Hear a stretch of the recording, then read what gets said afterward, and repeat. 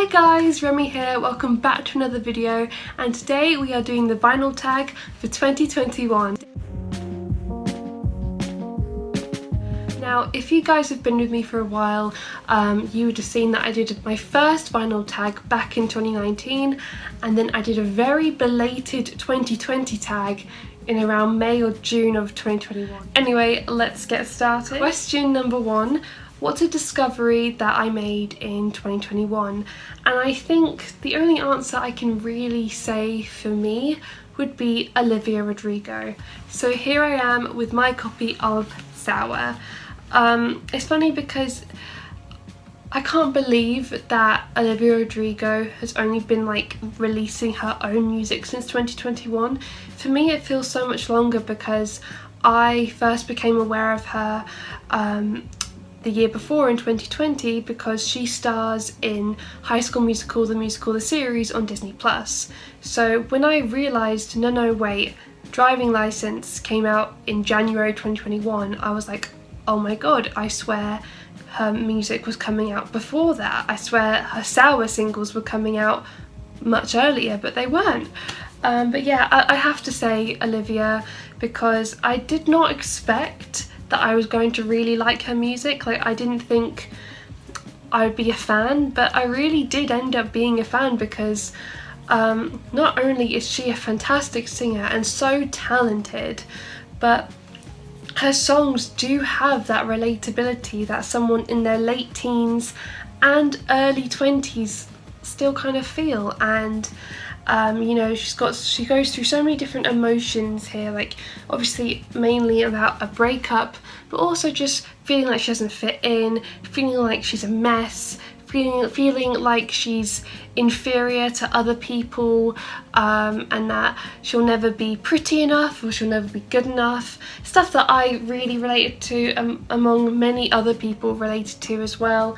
And also I absolutely loved the aesthetics and the vibe of the album, loved the campaign, loved the music videos, and yeah, I just thought that Olivia was a really great addition to music in 2021, and I've even booked a ticket to see her perform this year. Hopefully that happens, but I'm very much excited, and yeah, I would say that Olivia has been my big discovery of 2021. I also did rediscover my love for a lot of artists in 2021, especially Foster the People, because I started listening to Foster the People around 2014, and I liked maybe 3 or 4 of their songs, and I used to play them all the time, never really stopped playing them, like Hell on a Beat, Don't Stop, Pumped Up Kicks. I've always loved those songs. Best Friend as well from their second album. But this year I decided to go back and listen to their albums properly, and I just fell in love with them all over again. And now I have even more songs that I love from them, which I will talk about a little bit later. And not only Foster the People, I also rediscovered my love and appreciation for Panic at the Disco, who at one point used to be my favourite band. So going back and getting all their albums and adding them to my collection and falling in love with them again, that was really nice too. So not only in 2021 did I discover new artists, but I also rediscovered my love for old artists as well. Number 2, a quarantine buy.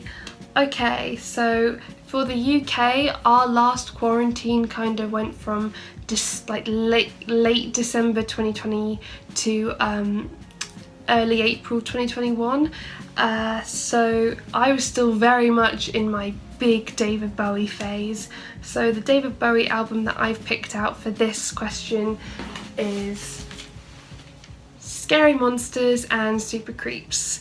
This is a really great album. My personal highlight is Robert Fripp, because he is just such an amazing guitarist, and he is the star of the show here. I'm sorry David, but Robert Fripp is a guitar god. Songs like It's No Game Part 1, what a good opener. It's so aggressive, and I just I love it. It gets me revved up. And then Ashes to Ashes is probably my favourite track still. I love Ashes to Ashes. I love the synth work on it. It's so 80s. I love it. Fashion is such a bop. It's great to dance to, and it's just, I find it really timeless actually. I think Fashion's great.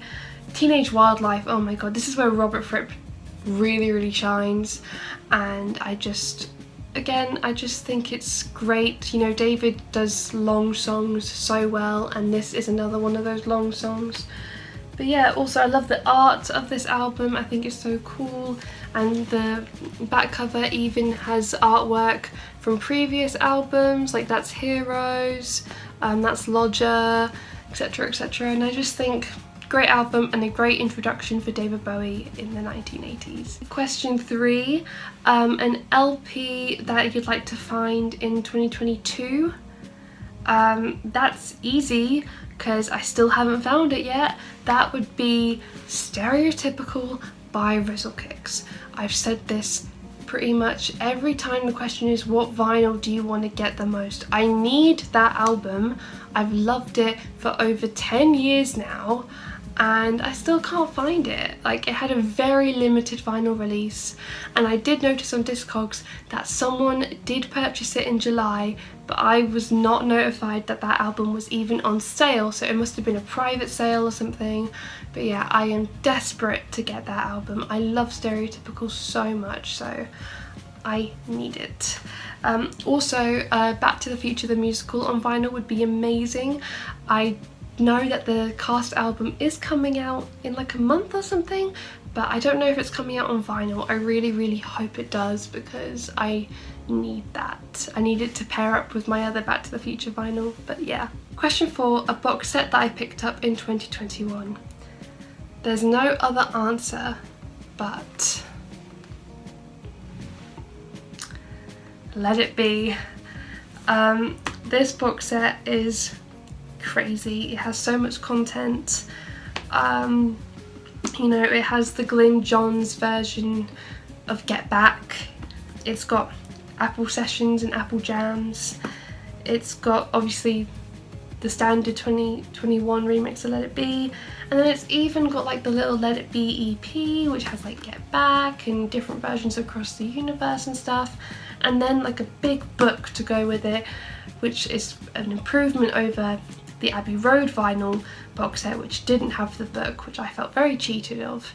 But yeah, I'm not going to talk about this in detail because I made 2 videos about this box set. So yeah, it was great.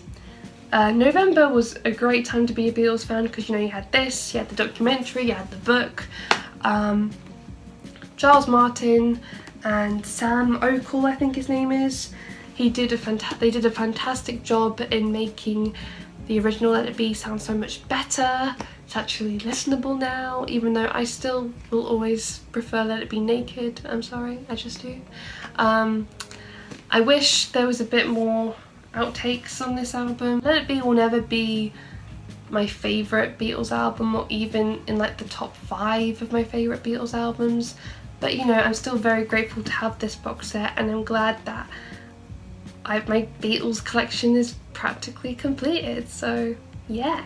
And they did an incredible job in making this box set worthwhile, and if you're a Beatles fan, you definitely need it, so would highly recommend. Question number 5, pick a concept album that I got in 2021.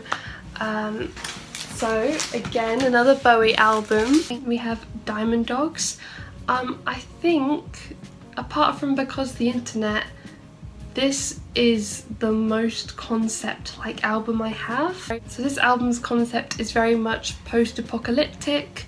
Some of the songs were songs that Bowie wanted to write for a possible Ziggy Stardust musical, and then a few other songs were written for a 1984 musical that Bowie really wanted to make, but he was denied permission. So all these songs written for various different musicals were kind of put all together in one album to create Diamond Dogs, which is essentially, you know, like a dystopian world inspired from 1984, but it's also got like dogs in it, I think, and the character that Bowie portrays in this album is Halloween Jack. But yeah, I wish I could tell you more about the concept. I'll be honest, I've not listened to this album a whole lot, so I've kind of forgotten the main story, but I'll definitely say that this is the one concept album I got this year. So yeah. Question 6, an album where the artist changed musical directions. I mentioned them already, so I've got to say Panic at the Disco, because they change their sound pretty much every album they do, and the album I'm picking is Vices and Virtues. I'm picking this one because this is the first album that was made by the band after the split between Brendan Urie and Spencer Smith and Ryan Ross and John Walker. So before the split you had A Fever You Can't Sweat Out and Pretty Odd, both two very different albums from each other, but Pretty Odd was pretty much a very 1960s Beatlesque type rock album, whereas Vices and Virtues definitely is leaning more into synth pop, I'd say, with acoustic moments, and yeah, quite different from Pretty Odd. But I've really grown to love Vices and Virtues, and this was the album from Panic that I was the least familiar with when getting back into them this year, so I'm really glad that I really did get into this album, because, you know, Ballad of Mona Lisa is iconic, and then Hurricane, I've always loved the video game sounds of it, but always Sarah Smiles and Nearly Witches are my favourite, because I think the melodies are just beautiful. I love how big Nearly Witches gets. It has so many different little sections, and then like the choir of Nearly Witches is my favourite bit, you know, like there's so many voices singing like a little nursery rhyme, and it kind of links back to the first song because it references Mona Lisa, and I absolutely adore it. And I even love the artwork. I think the artwork is gorgeous. So yeah, I've always loved Panic for just changing the sound whenever they feel like it, and I really like what they did with this album. Question 7, white label promo. I don't have any of those. I did make a mistake. I thought white label was like another term for like a bootleg album, so last time I did show you one of my bootleg albums, but one of you told me that's not the case, so I don't have any, so I can't show you any. Sorry about that. Question 8, a compilation album that I bought in 2021. I'm gonna choose Hot Rocks 1964 to 1971 by the Rolling Stones. I'll mention it again, I think I mentioned it in my Rolling Stones video. I am not a huge Rolling Stones fan. I've not really been able to enjoy their albums as a whole. I don't know why, it just doesn't gel with me at the moment, you know. It can always change. You know, if my opinion on Ram can change, my opinion on the Rolling Stones studio albums can change. But you know, I do like a couple of their songs, so I did come across this album one day and it had all the songs I like by the Stones in one album, so I thought, oh, perfect. And it had Gimme Shelter, which is my favourite Rolling Stones song. I love that song so much, so I had to get this. It's got all the big hits, you know, it's got Satisfaction, Get Off My Cloud, Play With Fire, Paint It Black, Jumping Jack Flash, you know, Sympathy for the Devil, so all the songs I like from them, so yeah. Question 9, an album that tells a story. I have picked Rediscovering by Daft Punk. You could say this is kind of cheating because this album does have its own companion film. If you haven't seen Interstellar 5555, the story of the secret star system, I won't lie, I did have to read that off my phone because there's no way I would have remembered it. But if you haven't seen that film, I really recommend that you do, because it features no dialogue, it's got amazing animation, and it's so great that it doesn't feature any dialogue because you don't need it. This album, this album's not even like a concept album. It doesn't tell the story through the song, but it's just through the feel. You get the story through the feel of the songs, which I think is fantastic. And also the fact that this album is 21 years old and the songs that it's sampling are like 50 years old but yet it still feels so fresh and new. An amazing album, and the film and the story that they create to go along with it is also incredible. Question 10, an album that you would like to see on vinyl. I've said it so many times and I'm going to say it again. High School Musical 2, but more importantly, High School Musical 3 senior year. I need that soundtrack because I don't care, I will fight anyone who doesn't agree with me. High School Musical 3 has the best songs, okay? High School Musical 2 has the most iconic songs, but High School Musical 3 has the actual best songs. Scream, Now or Never, Right Here, Right Now. I want it all. I need that spinning on my turntable, and the fact that we still don't have it. I have had Disney Music Emporium on like alert notifications. I'm waiting for the day that they announce that I can buy it, but at the moment, still nothing. When are you going to do it, Disney? When are you going to do it? You can't have High School Musical 1 but not do 2 and 3. Pull it together. Get it together. Question 11, a common album that you have versus an uncommon album that you have. So for common album, I would have picked Sour, but I decided to keep Sour for my Discovery question. So instead I went with the other album that I saw a lot of people get this year, which is Solar Power by Lorde. I really liked this album. I'm going to talk about this more later in the video, but yeah, I saw a lot of people get this. A lot of people were excited, you know, there was big hype because Lorde hadn't done an album in like 6 years? Yes? No. Roughly 6 years, I could be wrong. It was the peak of summer, so we're like, yeah, new Lorde album, woo! So yeah, I joined in with the hype and I got my own copy, and yeah, so that's my common album. As for my uncommon album, I picked Supermodel by Foster the People, because it's weird, like their first album Torches, like not even their new 10th anniversary reissue, just the first like version of Torches, it's still like widely available. But Supermodel is like really hard to find. So obviously they've stopped pressing the vinyl, but I didn't realise it becomes so scarce, like oh my god. So yeah, I definitely say that this is an uncommon album. I don't hear a lot of people talk about it.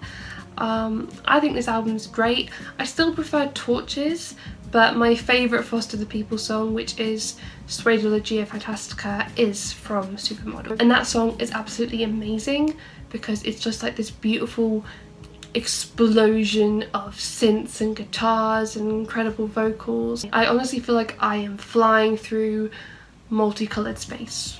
That's how I describe it. That's how I feel. I feel like this album cover actually. Like if that's me and then those are the colours and emotions that I feel just exploding in my brain as I listen to it. So yeah, and also, you know, you've got like some great songs like Best Friend on here, Are You What You Want to Be. I think this album's a little bit more rock oriented, ever so slightly, whereas Torches is a little bit more electronic. But this album does have its electronic moments as well, but it's got at times it has a bit more of a natural rock sound. But yeah, would really recommend this album, and yeah, it's uncommon because I don't really see it talked about much, and it's very hard to come by nowadays. So yeah. Question 12, an EP. So the EP I'm going to show you, I got maybe in 2020.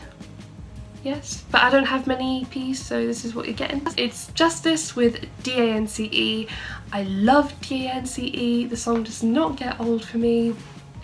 The lyrics reference tons of Michael Jackson song titles and Jackson 5 song titles, I think, and lyrics, and then the music references Madonna and Britney Spears. It's just such a cool song. Like I can't, it's just great.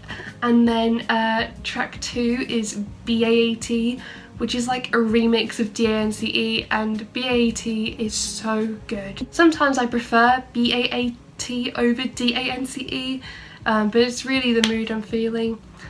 Like BEAT is a lot more choppier, whereas DANCE is a lot more smooth, but they're great. And then Phantom, which is the final track, is very kind of glitchy, very bitty, but it's its own song. It's not a remix of the previous tracks. But yeah, I love Justice. I think they're so good. I think they're very underrated. And yeah, I was very happy to get my hands on this. Question 13, an album by a girl group. I'm so happy that I can actually answer this and show you a girl group this time. So I mentioned this band a couple of videos ago, but here we have Those Dancing Days. I've picked their album Daydreams and Nightmares. It's their second and final album. They are a Swedish band and they are so talented.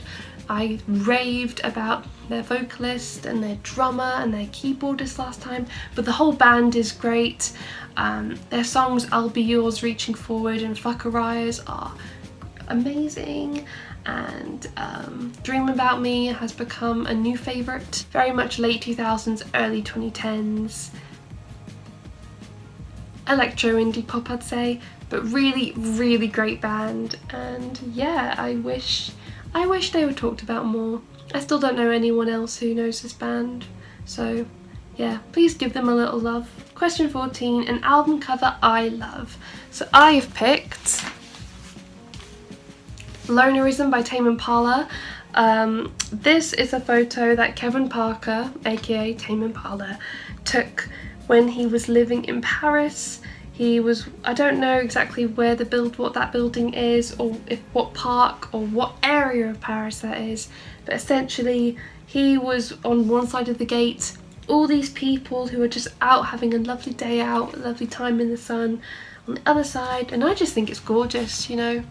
And you know, the album is called Lonerism, and there he is, isolated by all these people, hence being a loner. So I think it's great. I also just love the colours. I think it's absolutely gorgeous. I don't know if this was taken on a film camera, but it looks like it has been. So it's got a bit of more of a retro vibe, and I love my retro vibe, I do. So yeah. And then the back cover is also really cool. It's him, you know, fully surrounded by his messy music setup. And yeah, I just think it's great. It's so simple but effective. Question 15, what album did I listen to the most in 2021? I'm gonna assume it was the rise and fall of Ziggy Stardust and the Spiders of Mars, because when I was going through my huge Bowie phase, it was this and Heroes that I listened to the most, and I definitely listened to Ziggy a lot more than Heroes. Yeah, this was still during lockdown, which was like the first few months of the year, and I didn't have all my records. I only had my 10 or 11 Bowie records and maybe 2 or 3 non-Bowie records, so I'd play this all the time. Obviously when I got my records back and I moved back into my flat, I played other stuff, but this is the album I listened to the most, I think. And it's a great album, it's a great story as well. I think this is the album that I talked about with the story question in my last Vinyl Tag video. But yeah, you know, an alien trying to save the world and then succumbing to that world. And the music sounds great, you know, Moonish Daydream, Starman, 5 Years. I love this album, it's fantastic. An album that I had to get an OG copy of. Honestly, I am not fussed about getting OG copies, so I'm just going to show you the one album I did get this year, which just happened to be an OG copy, and that is Tonight by David Bowie. My brother got this for me when we were out by Columbia Road in London. Yeah, I strolled into a shop and I was like, oh, I'm gonna get myself this, and he got it for me, so that was really nice of him. And yeah, I love Loving the Alien. It's my favourite track of the album, and I really think that this album should have been called Loving the Alien instead. that's my highlight, and then Neighborhood Threat is great. I'm not too much of a fan of Blue Jean, even though I know that was like the main lead single of this album. I don't really remember what the rest of the songs sound like. His cover of God Only Knows is cool, but I still prefer the original. But yeah, for me, Loving the Alien and Neighborhood Threat is all I need. It's typical 80s and I'm so here for it, so yeah. Question 17, what was the last album I purchased? Well, I just released a video on this, and it's Ram. Yeah, I'm not going to talk about it too much because I did make a whole like 14-minute video about it. But yeah, I love Ram, didn't like it before. Absolutely love Ramon, Too Many People, Monkberry Moon Delight, Paul, you know, he's fantastic here. He has so many different musical ideas. I love that Linda's a part of the album as well. I love how Paul has such like, it goes from really soft and dreamy songs to absolute crazy piano smashing hits as well. But yeah, it's just fantastic. It didn't deserve the reaction it initially got, and definitely my favourite album of his alongside Band on the Run. Question 18, an album they don't get. I don't know, I guess an album that a lot of people didn't really get or didn't really like this year was Solar Power. And when I say people, I mean like people who were big fans of Lord's older work, so you know, Melodrama and Pure Heroine, because they sound very different to Solar Power. You know, those are like darker songs, darker works of art, whereas this is very bright and sunny. Artists don't have to stay the same, they don't have to release the same type of music. Hell, I've just shown you various albums from David Bowie and Panic at the Disco, and they change their sound all the time. As long as the artist isn't losing what makes them special or losing creativity when they're changing genre, then let them change genre, okay? I personally prefer this kind of sound. You know, it's a little bit more retro inspired, it's very reminiscent of, you know, like 1970s kind of summery music. Like, it reminds me a bit of like something that America would do. The band, not the country. I love summery songs, so I love Solar Power. When I'm feeling awful in the winter, I listen to Solar Power and I feel so much better because I can just imagine how much better I'm gonna feel when the sun's out and I can go outside and feel the warm glow on my skin, you know. And Lord does so many beautiful harmonies here. Like, Fallen Fruit is my favourite track. I think it's gorgeous, but it also talks about current world issues such as global warming. Like, how are we leaving the earth? Like, look how we're treating it. It's terrible. And yeah, I just absolutely love the imagery. I love the drumming. Like, the drumming is very 90s, but this album is like such a mix of different sounds. You know, you've got like a bit of retro 1960s and 70s kind of sounds, but then you've also got like early 2000s and late 90s in terms of like the drumming. And I just think it's great. It's a great combination of different things, and I wish people got it, you know. Lord hasn't released anything in years. Did you really think he was going to make the same kind of music? Come on. Come on. Hello everyone. I understand this is a very weird setup. It's a very dramatic lighting look, but this is what editing REM looks like. I do not know what happened to question 19. Apparently that footage just doesn't exist anymore. Question 19 is, show us a punk album you got in 2021 or the closest thing you have to it.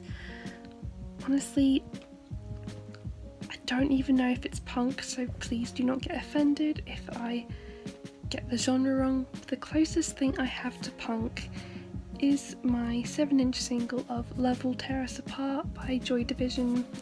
I don't know much about the band, but I think that song is fantastic. I love the intro with the guitar. The guitar sounds amazing in that song. I love the synth. I think Ian Curtis's vocals are really powerful, and overall just a really great song. And that's it from Editing Rem.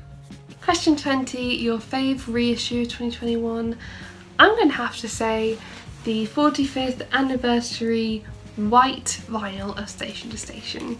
I just thought it was so cool. I love Station to Station, definitely one of my favourite albums. It shouldn't work, but it works so well. And you know, I do have the red version and the white version of the vinyl, but to me, I have so many red vinyls. I've only got one white, and it looks so goddamn cool. So yes, that was the 2021 vinyl tag. I hope you guys enjoyed. If you want to see more of me, I do have an Instagram at Records with Rem. Please give it a follow. I make individual posts about albums. I also post a lot of stories regarding like my reaction to music news, or me goofing off and listening to my albums.